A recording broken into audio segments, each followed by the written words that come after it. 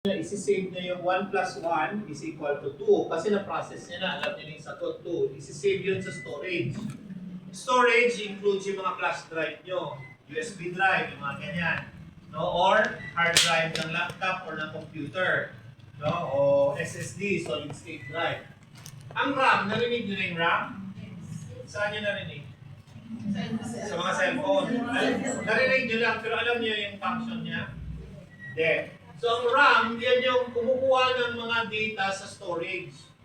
No? Si RAM, kukunin niya yung 1 plus 1 is equal to 2, dadalhin niya yun sa output or sa screen nyo. Kaya nakikita niyo yung sagot, okay, 1 plus 1 is equal to 2. No? So, ang computer may input, may process, may storage, at saka may output. Ang picture ba, information ba yan? Yes. Are you sure? Yung iba, hindi kayo sure. Halimbawa, na-picturean, nag-holding hands. Information yan? Yes. Malakas. Chismis. Marites na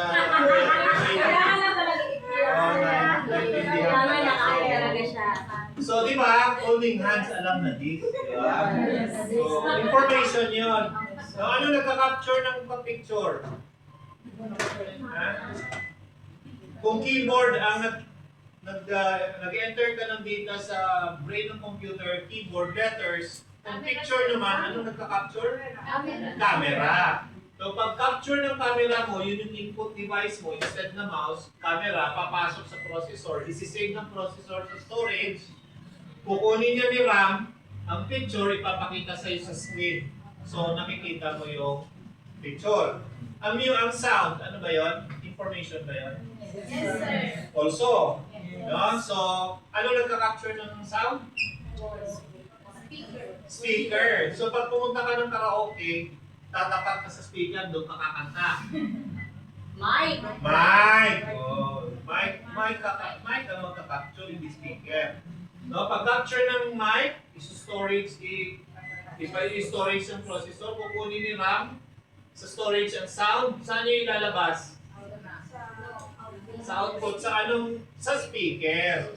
Diba? So yan, pag may input, may processing storage, computer daw yun. Okay, so baliktad, naintindihan niyo yung definition ng computer. So yan yung computer. Question, ang cellphone ba computer? Yes, sir. Yes, it is called a microcomputer. No? Kailangan i-introduce na namin sa inyo yung cellphone kasi sa panahon ngayon, ang laptop, desktop, tsaka computer, isa na yan, nagsisync na siya. Alam niyo yung SYNC? Sync? So, nagsisync. So, halimbawa, nasa meeting ka sa labas ng opisina, tumawag ang boss mo. No? Sabihin niya sa'yo, email mo sa akin yung kontrata ng SM Schubert, kailangan ko ngayon, nasa meeting ako, ibibigay. Hindi mo pwedeng sagutin si boss na, ay boss, hindi ko ma-send sa'yo yung kontrata kasi hindi ko dala laptop ko. You cannot say that. Because ang phone mo is a computer.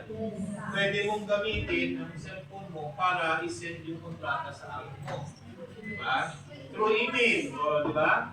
So, ibig sabihin, kailangan kayo, naintindihan nyo na connected yung phone at saka yung computer nyo sa trabaho. Okay? So, as we go along sa course nyo, maintindihan nyo yung ikot ng data sa mga devices. Okay?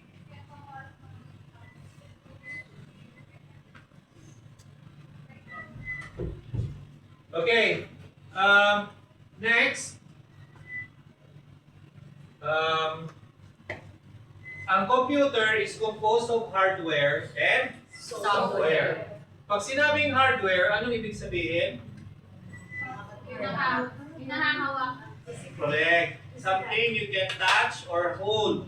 Hardware yon. Ang laptop, hardware? Yes. Correct. Ngayon, ang computer is dalawang component, hardware and software. Ang software, guys, kilala niyo yan? Yung mga apps. Windows, PowerPoint, diba? Word, no? So, yan. Ngayon, question. Ang mga software ba nahawakan din? Hindi. Pero nakikita. Nagagamit nyo. Yes. hindi mo lang mahawakan, pero nandiyan siya, no? Okay. Ang hardware ba gagana pag walang software? No.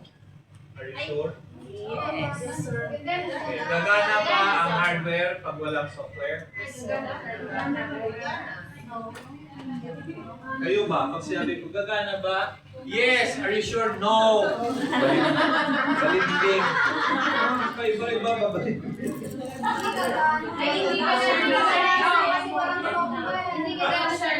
Okay. Tama. Hindi siya gagana pag walang software. Ganun siya. No? Example. Di ba may mga cellphone kayo? Nung bago pa yung cellphone nyo, pag bili nyo, anong unang lumalabas? Pag on nyo, bagong bili, anong unang nakikita nyo sa screen? Di ba? Logo ng cellphone. Anong next? Di pa.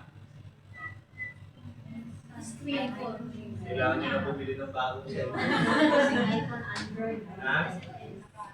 Ano? Ano yun? Oh, powered by Android. Kasi it's Android who runs your hardware. Pag ang cellphone mo walang Android, walang software na Android, pag on mo niyan, yan na andar. Or siguro may ilaw ka din makita, gano'n. Pero hindi yan gagana. Okay? Kaya sino ba ang after mo makita yung Android, di ba? Language, gano'n. Tapos ano yung hinihingi? Gmail. Pwede ba Yahoo Mail? Bakit Gmail lang? Bakit hindi pwede Yahoo Mail? Sinong gumawa ng Android? Anong company? Hindi. Kaya Gmail, sino gumawa ng Gmail? No, Gmail na kayo, Yahoo. Google. Kaya Gmail, Google Mail. Kaya Gmail lang ang pwede sa mga Android kasi ang gumawa ng Android, si Google. Kaya ang yaman ni Google.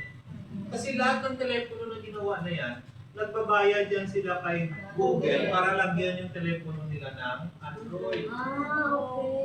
Ha? Ito yung nangyari kay Huawei. Oh, yun nga, sir. Yung ibang... Tinanggalan sila ng Android. Walang pumapasok na Pagsak sila, di ba? No choice sila, gumawa na lang sila ng sarili nilang OS, pero hindi mahirap gamitin, di ba? Pang China lang. Okay. Sa laptop, ganun din. Pagka in-on mo yung laptop, tapos walang Windows 11 yan, hindi mo gagamit. Windows. Kasi Windows 11 naman ang nagpapatakbo ng soft hardware na laptop. Sino gumawa ng Windows 11? Yeah. Si Microsoft, si Bill Gates. Kaya ang yaman ni Bill Gates. Lahat ng laptop, ang isang Microsoft Windows 11 is 2,500. Biruin mo, ilan ang laptop sa buong mundo? Lahat bayad 2,500 kay Bill Gates. Ha? Kaya di ba laging richest man in the world si Bill Gates? Kasi bawat laptop na bago na yan, magbabayad yan sila, ano ba, HP, Lenovo, Dell, lahat yan magbabayad yan kay Bill Gates ng 2,500 para lang malagyan ng Windows 11 para gumana. Tapos, magbabayad ka pa ulit, 1,500 para sa Microsoft Office. Biruin mo. Wala, genius yun si Bill Gates. So next guys, ang software nahati sa dalawa yan. Yung system, yung operating system software, yan yung nagpapatakbo ng mga hardware. Ang mga apps naman, application software. Shortcut ng app is application, shortcut is apps. Diba? So, ang system software, nandyan ang Android kasi yan yung nagpapadala ng hardware. Nandyan ang Windows. No, si Google, meron din siyang operating system, yung Chrome OS, ginagamit sa Chromebook. Narinig nyo na yung Chromebook? Yes. Ginagamit ng mga estudyante. Huwag nyo bibilin yun. Ayun nga, sir. Murang-mura yun, 350, 300. Kasi pang estudyante yun, ginagamit sa school. So pag bibentahan kayo nun, hindi nyo magagamit sa office yun kasi hindi yun ginagamit sa opisina. Okay? Diba minsan may nakikita ko sa... Wala yung dito, sir, madami. minsan may nakikita ko sa...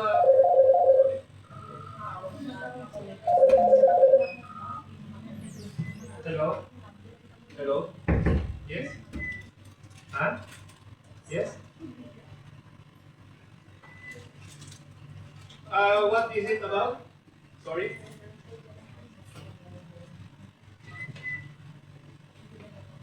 Yeah, yes. What time?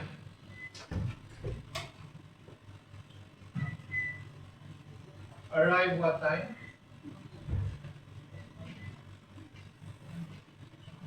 Arrive already? Oh, wait a minute. I check, okay? Again, sorry? Yes, ready. Okay.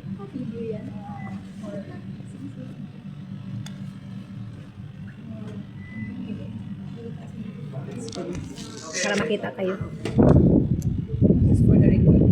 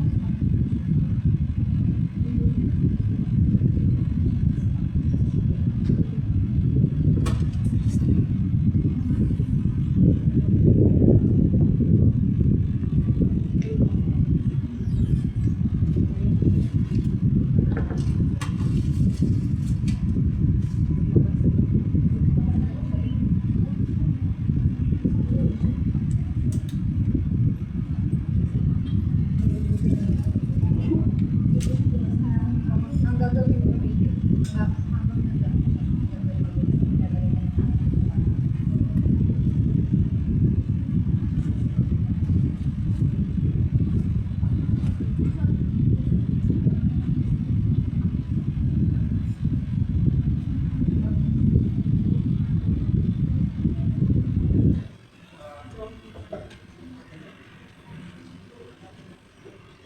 Okay, next Pwede mo siyang guys. ilagyan ng space pa May- konti. Ah, ma'am. Ilagay mo lang doon. Saan po?